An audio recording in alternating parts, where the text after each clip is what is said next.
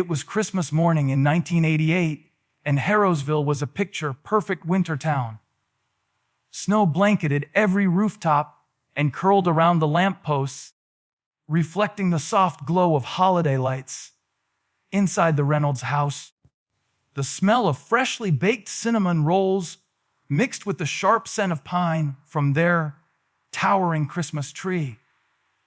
The family had gathered in the living room, laughter echoing off the walls as Emily, 12, and her younger brother Jake, 10, tore open presents with the uncontainable excitement only children could muster. Their parents, David and Margaret Reynolds, watched proudly, sipping coffee and enjoying the rare moment of peace. But beneath the festive cheer, an unshakable unease seemed to linger, as though the very air outside the frosted windows was watching them. Emily, the more adventurous of the two, suddenly declared she wanted to check out the old church across the street. The building had long been abandoned, a relic from a forgotten era, its steeple crooked and its windows boarded. David hesitated, but finally allowed her to step outside, telling her to be careful and not wander too far. Moments later, Jake insisted on joining her, tugging at his coat and chattering about what he might find inside. Margaret peeked out the window, smiling at their excitement, never imagining that this short walk would turn into a nightmare that would haunt the town for decades. The children crossed the icy street, leaving a trail of tiny footprints in the snow. Emily ran ahead, her laughter mingling with the crunch of snow beneath her boots. Jake lagged slightly, calling out to his sister.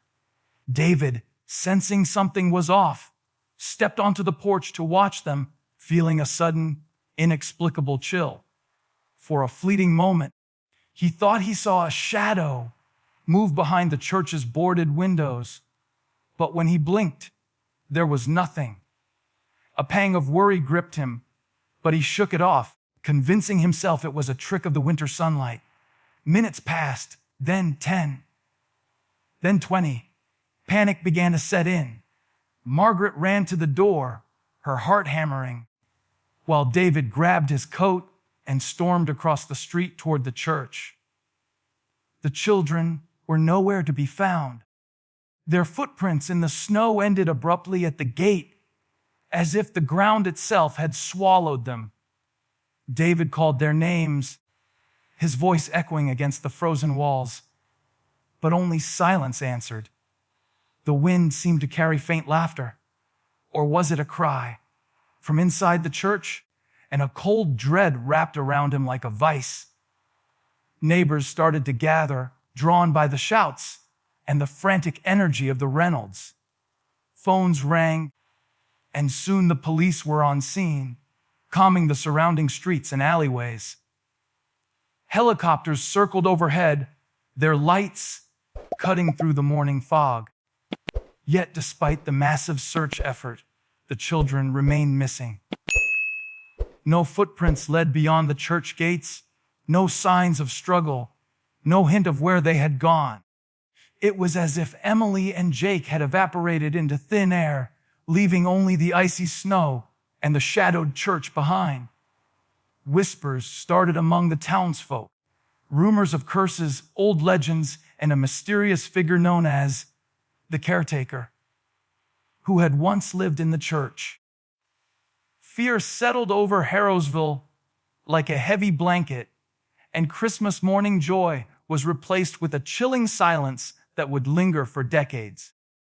Harrowsville had always been a quiet town, the kind where everyone knew everyone else, and secrets were whispered behind closed doors rather than spoken aloud. But beneath its quaint charm lurked a history that few dared acknowledge. The old church wasn't just abandoned, it was feared. Built in 1872, it had once been the heart of the community, filled with hymns and laughter, until a string of mysterious deaths and disappearances drove its congregation away. Older residents spoke in hushed tones about shadows moving through the windows, strange chanting echoing at night, and a caretaker who was said to practice unspeakable rituals. Most dismissed these stories as the exaggerated ramblings of the elderly, but after Emily and Jake vanished, those whispers gained a dangerous weight. The church's presence dominated the town, looming like a silent sentinel. Its windows were boarded, yet faint light sometimes flickered inside, and people swore they heard footsteps echoing from within, even when no one was there. Rumors of tunnels beneath the building spread, connecting the church to forgotten corners of the town. Children dared each other to approach the rusted gates, but even the bravest teens often returned pale-faced, claiming to have felt cold hands brush their shoulders or heard whispers calling their names. The mystery of the building was stitched into Harrowsville's collective memory, a story parents told their children as a warning to stay away. Even the local authorities avoided the church after dark. Police reports from the late 1800s through the 1980s hinted at strange occurrences, doors opening on their own, scratches appearing on walls, and rooms that seemed to shift or disappear entirely. When investigators came to examine the church following the children's disappearance, they found walls covered in cryptic symbols and evidence of recent activity, despite the building having been abandoned for decades. The town's older residents believed the church itself was alive, feeding on fear, and they spoke of it with a mixture of awe and terror. Every detail, they said, suggested that the building was more than just stone and timber. It was a trap, patient and calculating, waiting for the unsuspecting. Despite the fear, curiosity lingered. Historians, journalists, and paranormal enthusiasts were drawn to Harrowsville like moths to a flame. They would arrive, cameras and recorders in hand, only to flee hours later, reporting chilling experiences, whispers from empty halls, fleeting shadows, and a sense of being watched. Some claimed the children's laughter echoed from the church, chilling them to the bone, while others said they felt hands grabbing at their clothes or hair. These experiences cemented the town's unspoken rule: the church was not a place for humans, not after dark, and certainly not without caution. Even those who ignored the warnings felt an invisible boundary, a sense that stepping inside could mean never coming back. Over the years, Harrowsville's fear hardened into a collective silence. The disappearance of Emily and Jake became just one more legend in a town already rich with stories of the unexplained.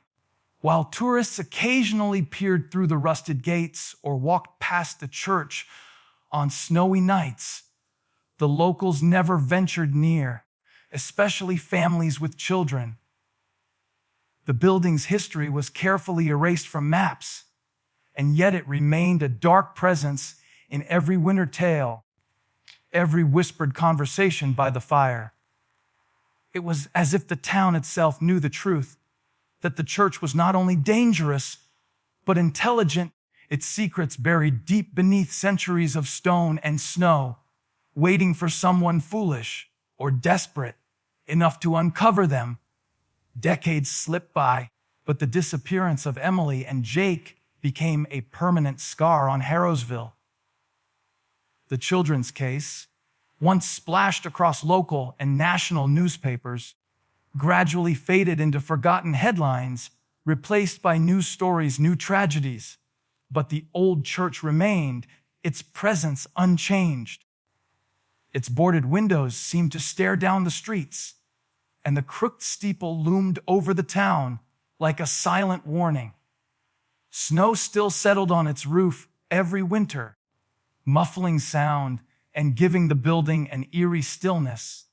Yet, anyone who walked past it at night swore they could hear faint creaking, whispers, or even children giggling, though the town had no children bold enough to come near. The Reynolds family never left their home, stubbornly refusing to move away despite their grief.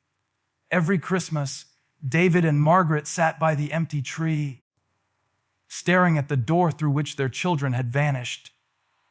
Their hope never fully died. They clung to the faint possibility that Emily and Jake were alive somewhere, trapped but waiting for someone to find them. Friends and neighbors offered condolences and encouragement, but no one could pierce the invisible barrier that seemed to surround the family. To them and to Harrowsville, the church was not just a building. It was a silent jailer, a malevolent presence that had claimed innocent lives and held them suspended in a world no one could understand. Reports of strange phenomena persisted over the years.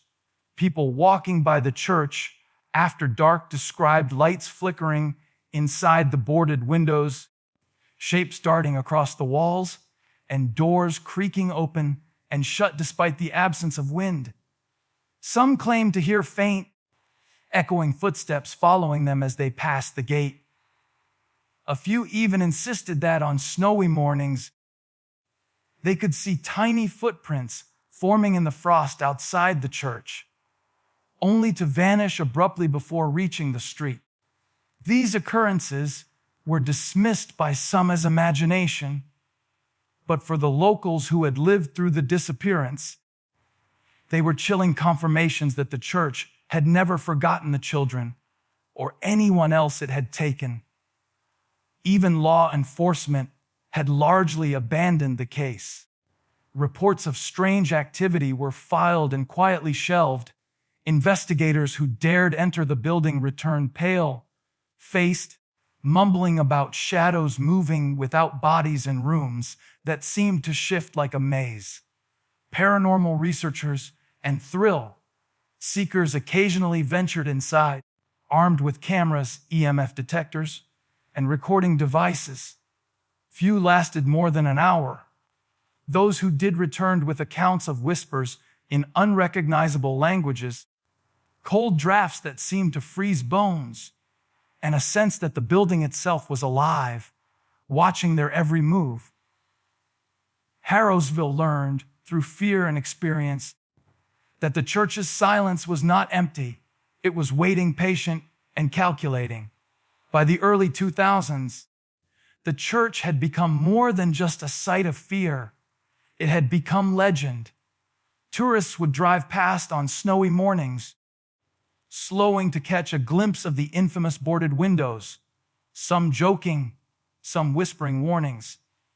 Locals avoided eye contact with the building, crossing the street as though mere proximity could invite danger.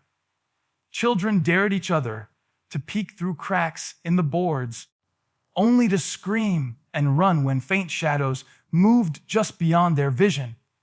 And beneath it all, the memory of Emily and Jake persisted, frozen in the collective consciousness of the town. 35 years of silence had done nothing to quiet the church, and if anything, it had grown stronger, more patient, and infinitely more dangerous. 35 years after the disappearance, the old church still dominated the skyline of Harrowsville, its crooked steeple cutting jagged lines against the winter sky. Most townspeople avoided it, crossing streets or taking long detours whenever they passed. But Sarah Collins was different. A local historian obsessed with the town's forgotten past, she had spent years cataloging Harrowsville's buildings and their histories. The church fascinated her most of all. On a bitter January morning, armed with notebooks, flashlights, and a camera, she pushed open the creaking front gate, her breath visible in the frigid air. She had no idea that this visit would shatter everything she thought she knew. Inside, the church was a tomb of decay. Dust covered every surface, cobwebs hung from the rafters, and broken pews were scattered across the floor. Faded hymn books lay open, their pages yellowed and brittle, while the faint smell of mold clung to the air. As Sarah explored, her flashlight beam danced across the walls, and for a fleeting moment, she thought she saw a figure dart behind a column. But when she focused, there was nothing. Her pulse quickened, but curiosity drove her deeper into the building. She climbed the narrow stairs to the attic, where years of neglect had hidden something extraordinary. Old blueprints of the church, tucked beneath rotting insulation and dust, covered boxes. Studying the plans, Sarah felt her stomach tighten. Among the familiar rooms and hallways, she discovered something that had never been mentioned in any public record: a hidden underground chamber, accessible only through a cleverly disguised trapdoor in the basement. The chamber was drawn in meticulous detail, showing winding tunnels and strange symbols etched into the walls. Whoever had designed this place had gone to great lengths to hide it. A chill ran down her spine as she realized that Emily and Jake's disappearance, and perhaps others before them, could be connected to this secret space. The next day, Sarah returned to the church, this time with tools to pry open the hidden trapdoor she had identified on the blueprints. As she descended into the basement, the air grew colder, heavier, almost suffocating, carrying with it a faint metallic tang. Her flashlight revealed damp stone walls covered in strange, faded markings. Every step echoed ominously, and she swore she could hear faint whispers, too soft to understand but insistent, tugging at the edges of her mind. When she finally found the trapdoor, it wasn't just hidden. It seemed to have been designed to repel discovery, blending perfectly with the surrounding debris, as if the building itself did not want anyone to enter.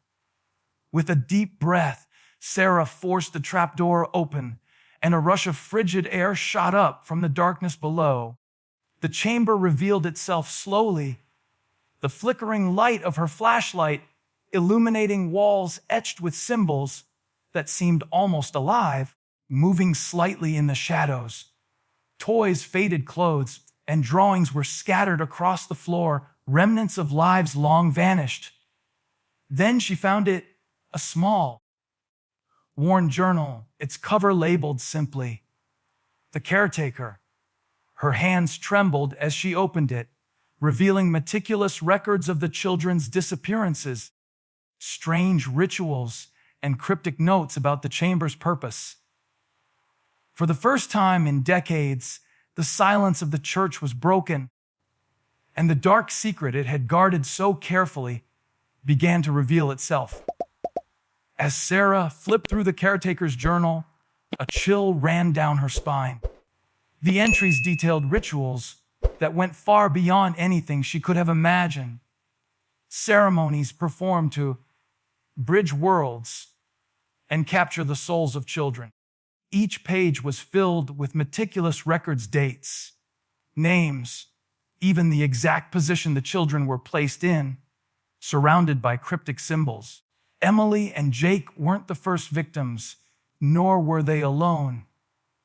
Over the decades, the church had claimed numerous children, each disappearance recorded with eerie precision. The caretaker seemed obsessed with creating something more than just fear, a structure of power that relied on innocence itself. The more Sarah read, the more she realized that the church was not simply abandoned. It had been designed with purpose, a labyrinth of stone tunnels, and hidden chambers meant to trap and manipulate. According to the journal, the symbols etched into the walls were not decoration. They were part of a system, a language of energy and control meant to bind the children's spirits to the space. The journal described their existence in chilling detail, children suspended between life and death, aware yet unable to act, forced to witness time move outside while they remained trapped in darkness. Sarah's heart raced as she imagined Emily and Jake not gone, but alive in some twisted inn, between their innocence feeding the very structure that held them. A strange sound echoed through the chamber, a faint giggle that made her blood run cold. Shadows flickered across the walls, stretching and twisting as if alive, moving with intention. Sarah realized the journal wasn't just recounting history. It was evidence of something still active. The church itself seemed to respond to her presence, the air growing heavier, the shadows more insistent. It wasn't just a building, it was a predator, patient and cunning, feeding on curiosity, fear, and hope. Every corner she turned seemed to whisper names she didn't know, or faintly repeat the names of the missing children, calling them back to this place where time and reality bent to the caretaker's will. Among the relics scattered across the chamber, Sarah found photographs of children arranged in circular patterns of symbols, including one of Emily and Jake. Their eyes seemed impossibly wide, staring straight at her, conveying terror, confusion, and a silent plea. It was clear they were trapped, not just physically, but in a limbo where the caretaker's rituals kept them suspended, a horrifying blend of life and death. The symbols on the walls pulsed faintly as her flashlight beam passed over them, almost as if recognizing her intrusion. It was as though the building itself acknowledged her presence and resisted, subtly manipulating the air, the shadows, even her own heartbeat, trying to break her will. Sarah understood then that the truth was far more terrifying than any rumor, any whispered legend she had heard in town. The church hadn't simply taken the children. It had preserved them in a state between worlds, an eternal imprisonment designed to strengthen the building's dark power. The caretaker had planned everything meticulously, creating a machine of fear, patience, and control, and the church had continued the work long after his death. Every shadow, every whisper, every chilling movement she sensed in the chamber confirmed it. The church was alive, intelligent, and still very much hungry for the innocence it had been harvesting for decades. The haunting truth pressed in on her from all sides, and Sarah realized that uncovering it meant confronting something patient, malevolent, and unrelenting. Determined to face the horror she had uncovered, Sarah contacted a small team of paranormal investigators and historians. Each of them had their own reason for braving the church, some drawn by curiosity, others by the chance to uncover one of the most infamous mysteries in American folklore. Armed with cameras, EMF detectors, protective talismans, and notebooks full of research, they returned to the church one frigid evening. As soon as they stepped inside, a palpable tension gripped them, heavier than the icy air outside. The building seemed to breathe, almost imperceptibly, the floorboards groaning as if under the weight of unseen footsteps. As they descended into the hidden chamber, the atmosphere grew even more oppressive.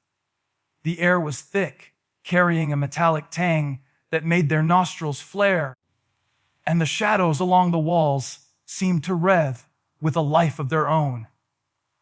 Symbols carved into the stone pulsed faintly in the flickering light of their flashlights. Every movement they made was accompanied by whispers. Some sounded like children calling for help, others distorted and guttural, almost mocking.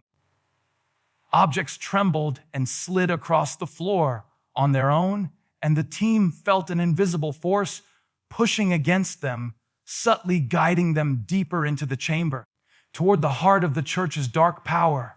Suddenly, a shimmering portal appeared at the center of the circular chamber.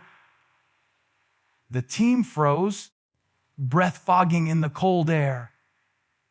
Through it, they could glimpse the children, Emily, Jake, and others, suspended in a realm of shifting darkness, alive but paralyzed, staring at them with terrified eyes.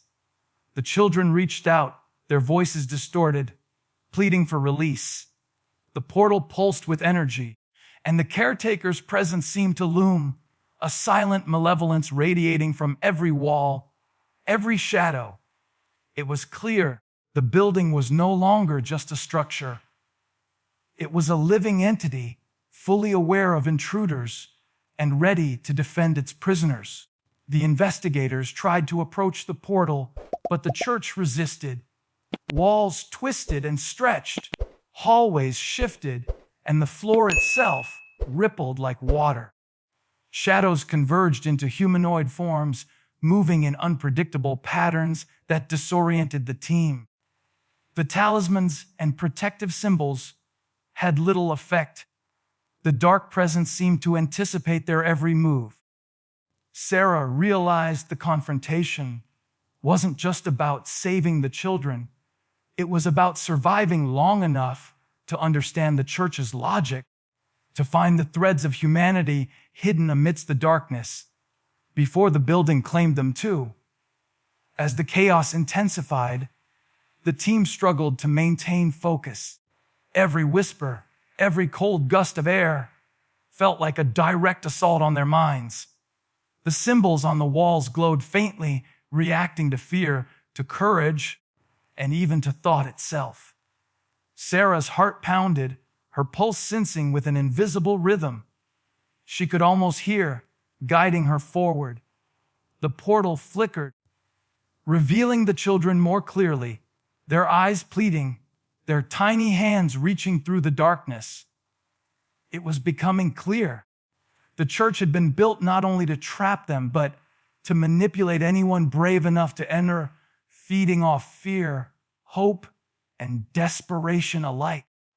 Each second they lingered increased the risk that the church itself would claim them, adding new victims to its centuries-old ledger.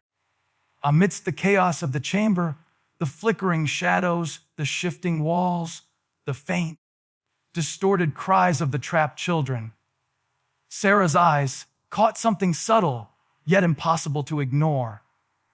Faint scratches on one of the stone walls, almost invisible in the dim light, formed a pattern that seemed deliberate. As she crouched closer, tracing the lines with her fingers, her heart pounded. It wasn't random. It was a message, carefully etched by someone who had been trapped long before her arrival. The realization hit her like a thunderclap. One of the past victims had left a clue, a lifeline for anyone brave enough to venture into this nightmare. The message was cryptic, written in a way that required intuition as much as intellect. The light is in the sound of your heartbeat.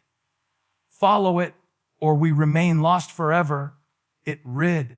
Sarah swallowed hard, her pulse accelerating in both fear and hope.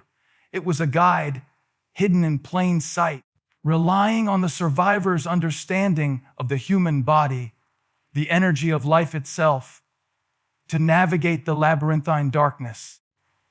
She realized that the caretaker and the church had left their prisoners not completely helpless.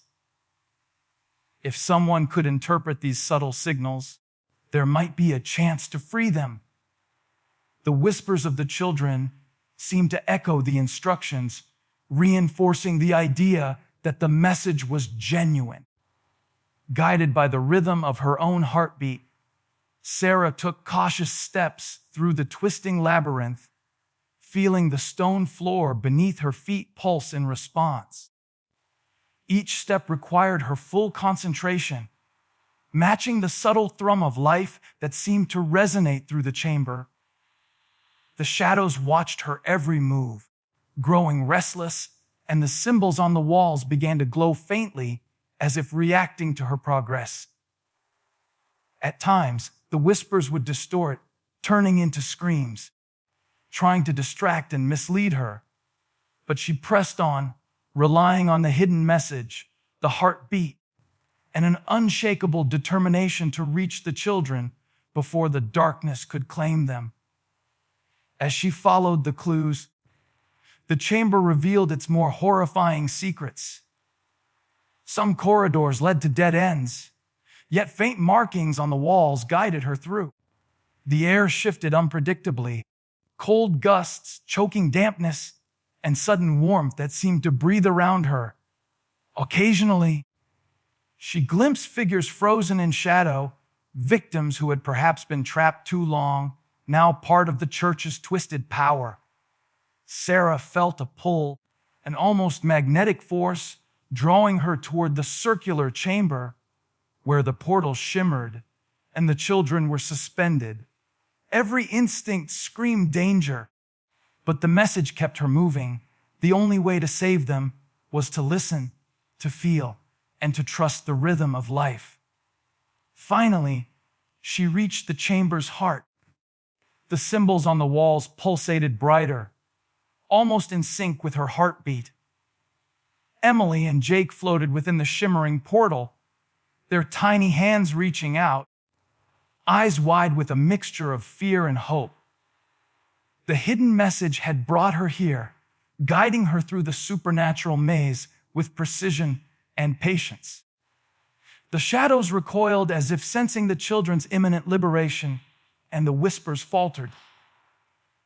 Sarah knew that she had found the key, an ancient, cryptic code left behind by someone who refused to surrender, a lifeline threaded through time, waiting for the right person to follow it. The message had revealed the path, and now the confrontation with the church's dark power was no longer just survival.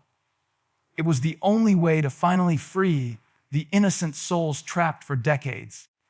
As Sarah focused on the hidden message, the portal shimmered brighter, and Emily and Jake's forms grew more solid. One by one, the other trapped children flickered into view, their terrified eyes filled with hope. Sarah extended her hands toward them, guiding them through the labyrinthine shadows, feeling the pulse of their tiny heartbeats echoing with hers. The church writhed and groaned, its walls stretching and twisting as if fighting to hold its prisoners. But the combined courage, determination, and the power of the hidden message proved stronger. Finally, the children stepped through, their feet touching solid ground for the first time in decades. The chamber's darkness shuddered violently, and a deafening roar filled the air, shaking dust from the rafters and forcing Sarah to shield her eyes. When the echo subsided, the portal collapsed in on itself, leaving nothing but silence and a faint, lingering chill. The church had surrendered its secret, but it still loomed above the town, its shadows now hollow, as though it had been momentarily emptied of the evil that had thrived within. Emily and Jake ran into their parents' arms, their cries of relief breaking the decades-long silence. Families reunited, tears mingling with snow and laughter, while Sarah watched, exhausted but triumphant. The townspeople slowly gathered, witnessing a miracle long denied, a mystery solved, and lives returned. Yet even in the daylight, the church seemed alive, its darkened windows watching, whispering to anyone who dared listen. Harrowsville had its children back, but the sense of unease lingered like a shadow that would never fully fade.